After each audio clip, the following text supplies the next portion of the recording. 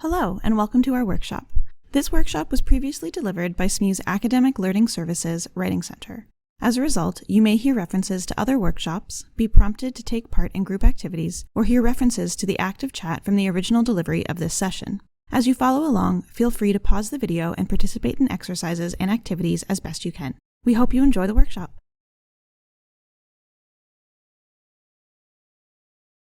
Okay, so welcome to the reflective writing session. Reflective writing is a bit of a different kettle of fish, as we might say out here in Nova Scotia, or a different kind of approach to writing altogether. It's also one of my favorites because I really like the process of self-reflection and the process of how we think about learning. And that's what a lot of reflective writing is. So the purpose of reflective writing is to formalize your understanding and communicate what it is that you are learning. In general, that's often the purpose in academia, is to talk about what you're learning. It's to better understand yourself and your thinking process, and to make and communicate connections. And of course, for professors, the purpose of reflective writing is to see that you can do all these things. So that's why you will often be assigned reflective writing assignments within your academic career. I can't speak for all of the tutors, but as a writing tutor at the Writing Center, maybe I have a bit of a disproportionate representation, but I would say that the majority of assignments that I have students come to me with are reflective writing assignments. So this is a very common writing style within university. And reflective thinking is very similar to critical thinking, but it asks us to be critical not just of other texts, but to be critical of our own ideas and our own experiences. And that is a difficult process. So this requires you to consider how you think and engage with a subject. So not just to think and engage with it, but to look at how you do so. It requires you to explore your own and others' thoughts and ideas, which also means that you have to be open to these different ideas and perspectives and analyze them. So be aware of them and dig deep, and that's where that critical thinking comes in, as to deciding the usefulness or the reality, and to really assess whether or not these ideas or these texts are valuable and how they might change, and to then kind of step outside of yourself and observe what it is that you are experiencing and learning in this process. It also requires you through this process to be honest about your experiences and your thoughts. And because all of this is kind of a whole lot to go through, it requires you to be patient with yourself. And sometimes that's hard when you've got a lot on the go, but it helps to slow down and to be where you are and to acknowledge where you are and move from there. There are two types of reflective writing that we're going to speak about specifically in this session, and I think it's really helpful to compartmentalize reflective writing into these two categories, and that is experiential and textual. And you probably have an idea of what those mean already. An experiential reflection is based on an experience. So it could be a placement. If you do a co-op program in university, guaranteed you'll have to write a reflection on your experience within that co-op placement. An experiment, for those of you who are just in the science session with me, part of the discussion is reflecting on an experiment. Anytime we do a sort of experimental procedure or any kind of act, we're reflecting on the validity of it and how it can be improved, and that's something that we talk about. You might reflect on an interview or a trip, any kind of actual experience that you partaked in. I don't know the past tense of partake.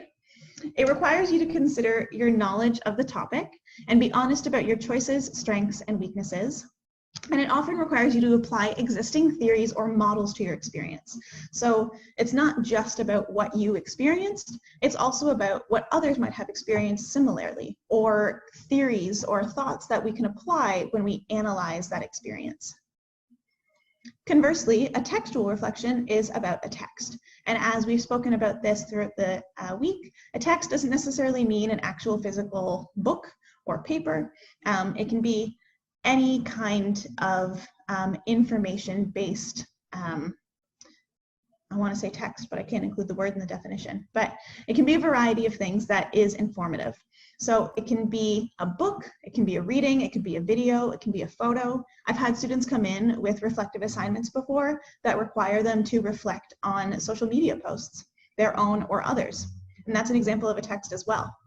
It requires you to develop informed opinions about the ideas presented, and it often encourages you to consider and relate whether your assumptions or ideas about a topic have been challenged by a text.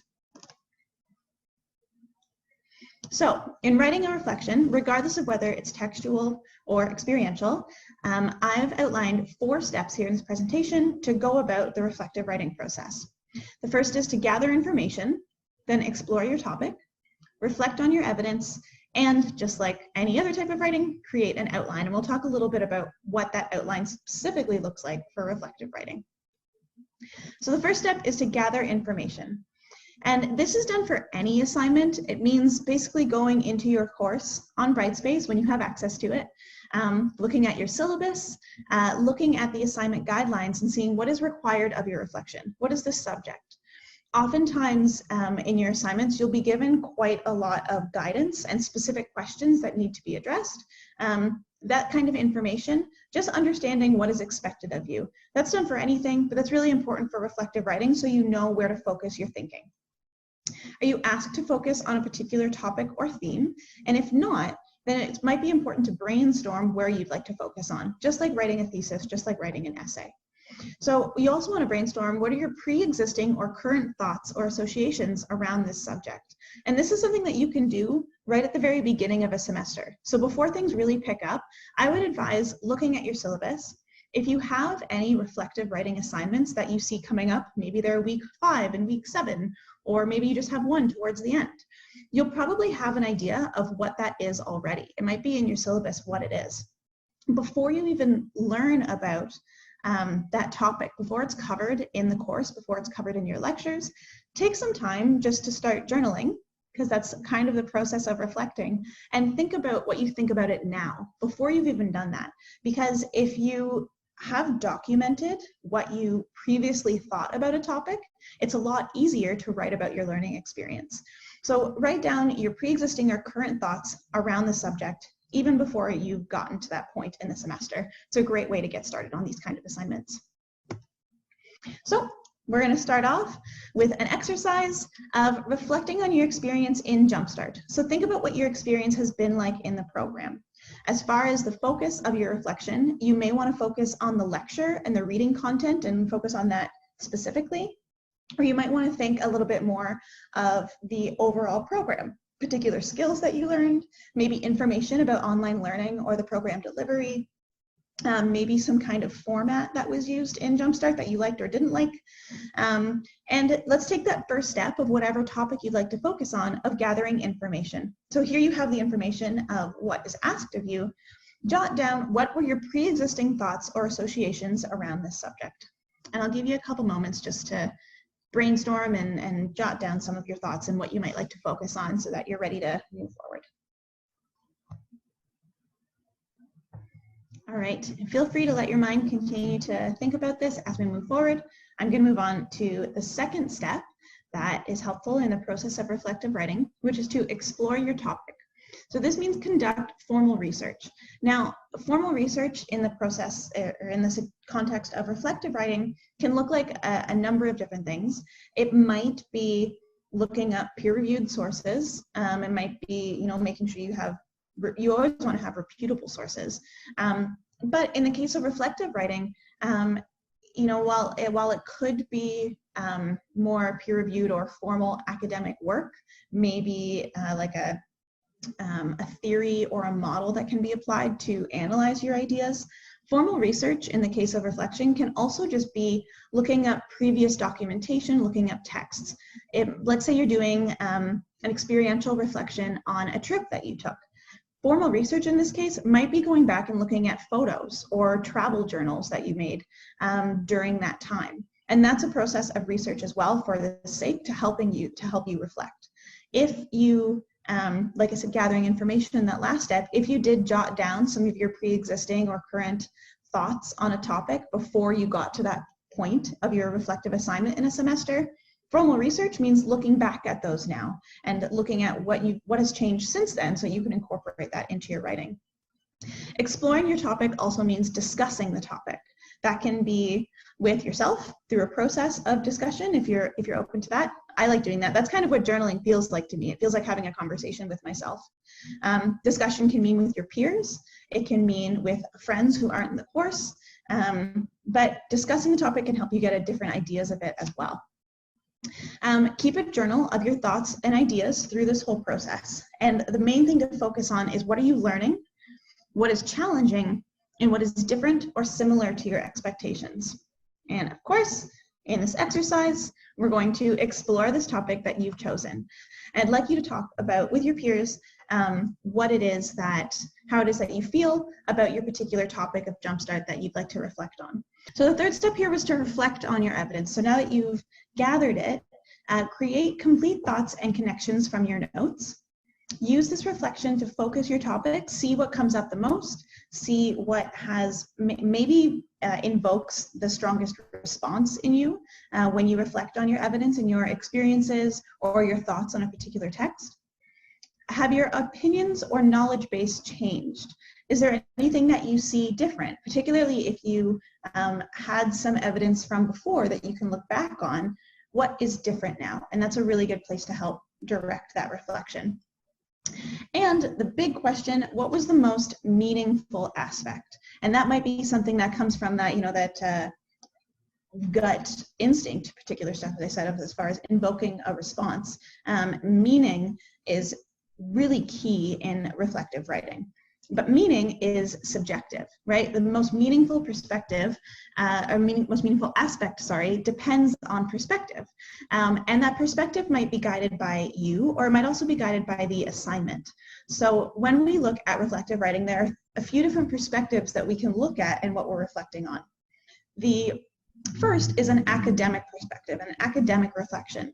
And so in this case, we're not just looking at our own process of learning and our own personal experiences, but we're reflecting and placing into the context of an academic field.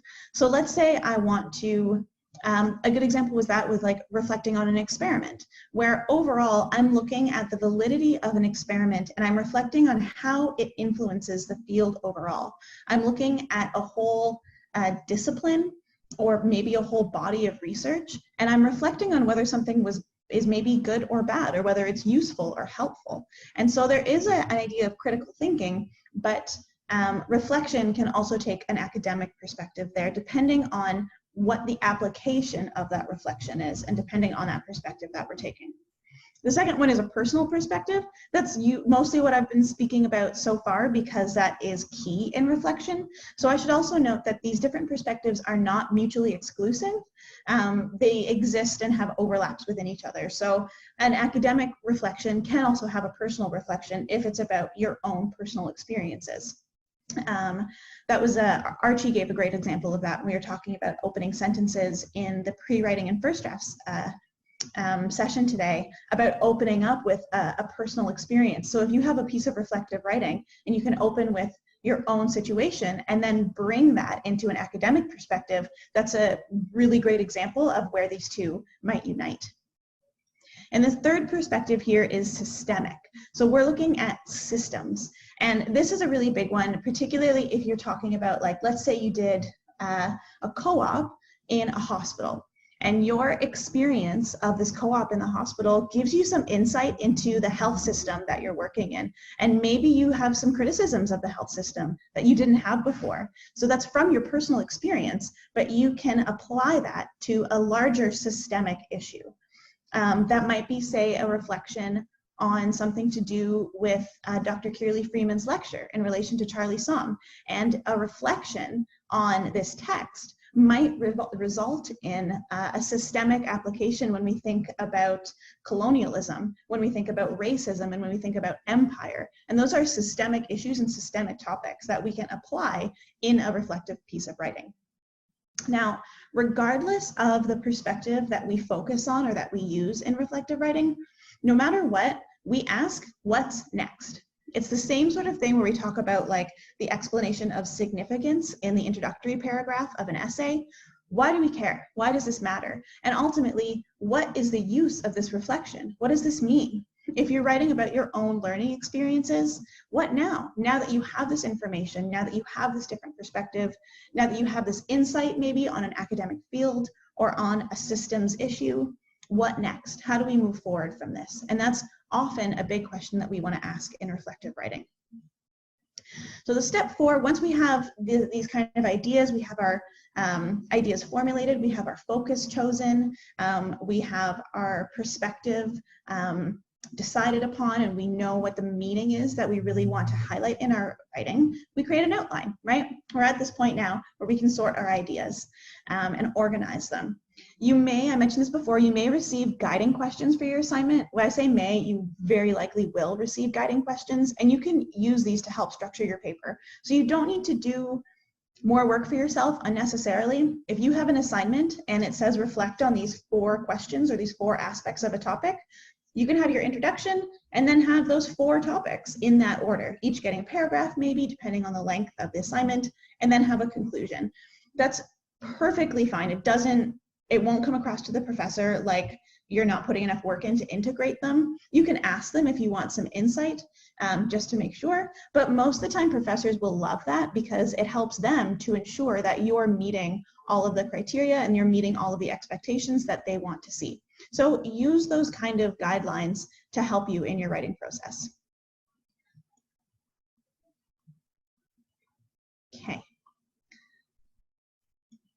Okay, so the outline of a reflection, I mentioned before that I would talk a little bit about what this looks like.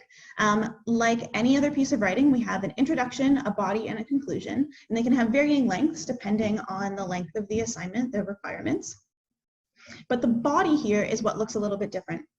You might still follow a body paragraph, just like an essay. You can use an essay outline sheet, the same thing we did before, because you might still have that evidence, particularly if within your reflection, you're asked to apply models or theories on your experiences or on a text. There you have your evidence. You're still going to need to explain your evidence and apply it to your overall reflection, to your meaning and your purpose. And so that body paragraph that we looked at earlier today with the topic sentence and evidence and explanation and integration, that might work perfectly here.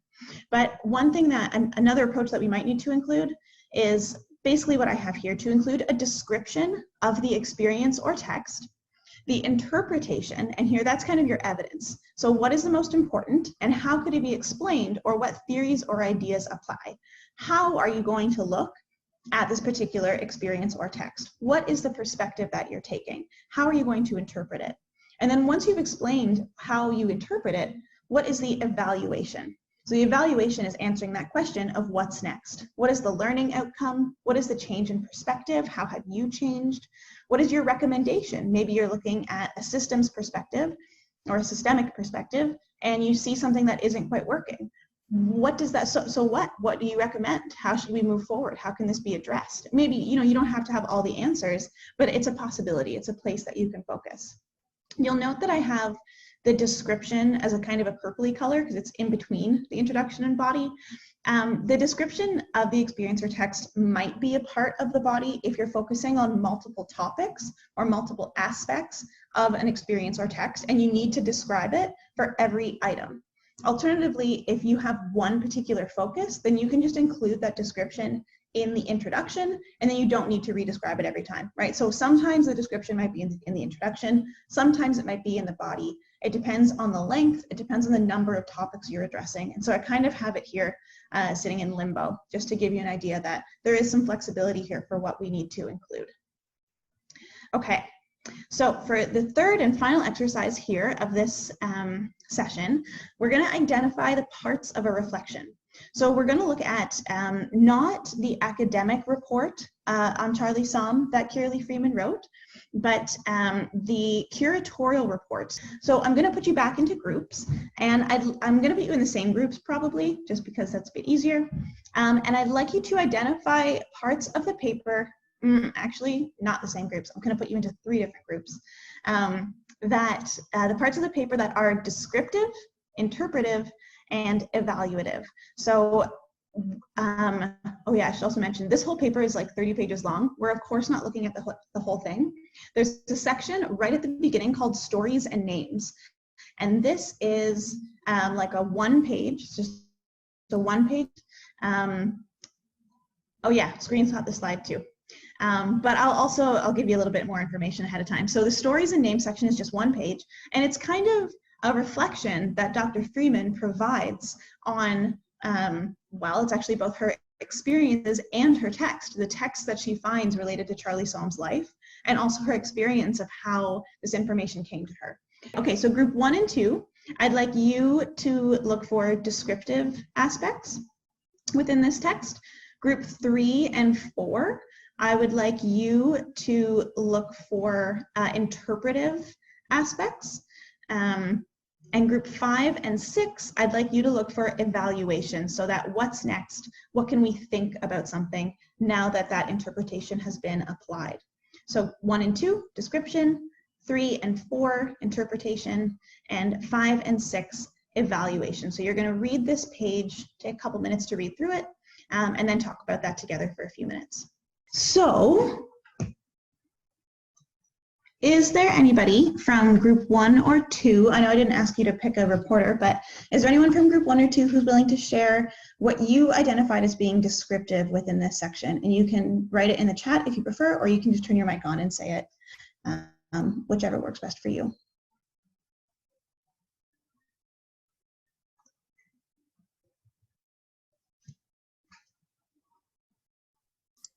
I can. Thanks. Thanks, Ethan. Perfect. So what we gathered just from like the brief information that was given was just like the personal experiences and both the technical, historical differences and information that she provided. So like the racism in the war that Charlie Salm went through, and also how she came to find his story from the student, from the file they found or were given a copy of. And then how one of my group members said the story stayed with her, even though the student continued on to other things. Mm-hmm. So it was really a mix of descriptions of both the factual information and her personal experiences and why she continued to research into it. Totally. Yeah, that's great. Thank you for sharing that, Ethan. Yeah, so I have basically the same thing, because this reflection is kind of both textual and experiential, right? So she provides the background information in the first paragraph about, you know, how we view war, and I didn't include this in my point form is here as well, but also just that sort of factual information about racism in the war, situation of the number 2, and then her own experiences of in the fall of 2014, a student came to see me, and that whole paragraph about that experience. All of that is descriptive. Awesome, perfect. Okay, is there anyone from group 3 or 4 who's willing to share with me what they, or with us, what they thought was an interpretation of the description? Or what might fall into that interpretive subsection? So like my group was kind of discussing like the second last paragraph where it says like the project's title. That's what we kind of figured to be the interpretation part, because she kind of talks about how like, well, this is his story and there's details that we know and there's details that we don't know, but from that we can take this.